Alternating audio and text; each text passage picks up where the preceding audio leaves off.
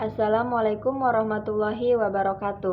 Perkenalkan, nama saya Masroha dengan NIM 220369, Prodi PPKN semester 3. Di sini saya akan membuat video untuk syarat UAS mata kuliah Teori Hukum dan Konstitusi.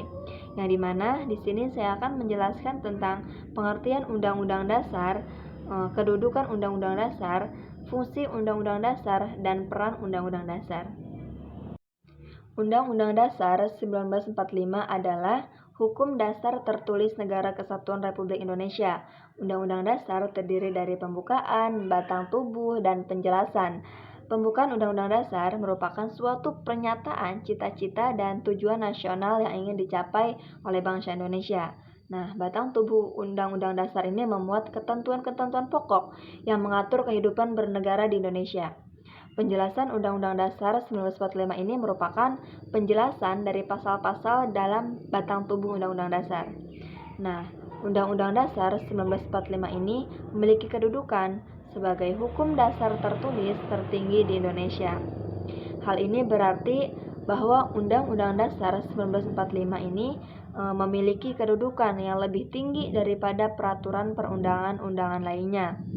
Peraturan perundang-undangan lainnya seperti peraturan pemerintah, peraturan presiden, dan peraturan daerah. Nah, peraturan ini harus bersumber dari dan tidak boleh bertentangan dengan Undang-Undang Dasar 1945.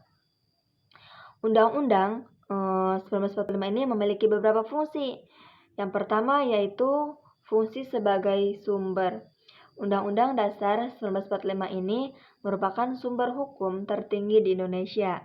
Hal ini berarti bahwa peraturan perundang-undangan lainnya harus bersumber dari dan tidak boleh bertentangan dengan Undang-Undang Dasar 1945 ini. Nah, untuk fungsi yang kedua yaitu sebagai dasar negara. Undang-Undang Dasar merupakan dasar negara Indonesia. Hal ini berarti bahwa undang-undang ini memuat nilai-nilai dasar yang menjadi landasan bagi kehidupan berbangsa dan bernegara di Indonesia. Fungsi yang ketiga yaitu sebagai pedoman penyelenggaraan negara. Undang-Undang Dasar merupakan pedoman bagi penyelenggaraan negara. Hal ini berarti bahwa Undang-Undang Dasar memuat ketentuan-ketentuan yang harus ditaati oleh penyelenggara negara dalam menjalankan tugasnya. Nah, untuk fungsi yang selanjutnya yaitu Undang-Undang sebagai alat kontrol. Undang-Undang 1945 ini dapat digunakan sebagai alat kontrol terhadap penyelenggaraan negara. Hal ini berarti bahwa Undang-Undang Dasar 1945 dapat digunakan untuk menilai apakah penyelenggaraan negara telah sesuai dengan ketentuan yang ada dalam Undang-Undang Dasar 1945. Nah, untuk selanjutnya yaitu peran Undang-Undang Dasar 1945. Undang-Undang Dasar memiliki peran yang sangat penting dan dalam kehidupan berbangsa dan bernegara di Indonesia ini. Undang-Undang Dasar berperan sebagai yang pertama yaitu sebagai melindungi hak asasi manusia. Undang-Undang Dasar juga memuat ketentuan-ketentuan yang mengatur tentang hak asasi manusia. Hal ini berarti bahwa Undang-Undang Dasar ini berperan dalam melindungi hak asasi manusia di Indonesia ini. Peran yang kedua yaitu menjaga keutuhan Negara Kesatuan Republik Indonesia.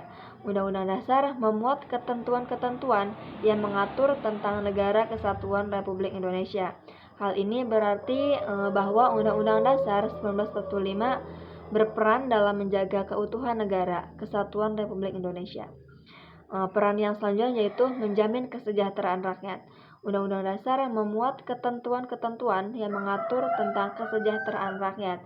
Hal ini berarti bahwa Undang-Undang Dasar 1945 ini berperan dalam menjamin kesejahteraan rakyat. Mungkin demikianlah penjelasan tentang pengertian, kedudukan, fungsi, dan peran dari Undang-Undang Dasar ini. Semoga apa yang saya sampaikan tadi bisa bermanfaat oleh kita semua. Terima kasih. Wassalamualaikum warahmatullahi wabarakatuh.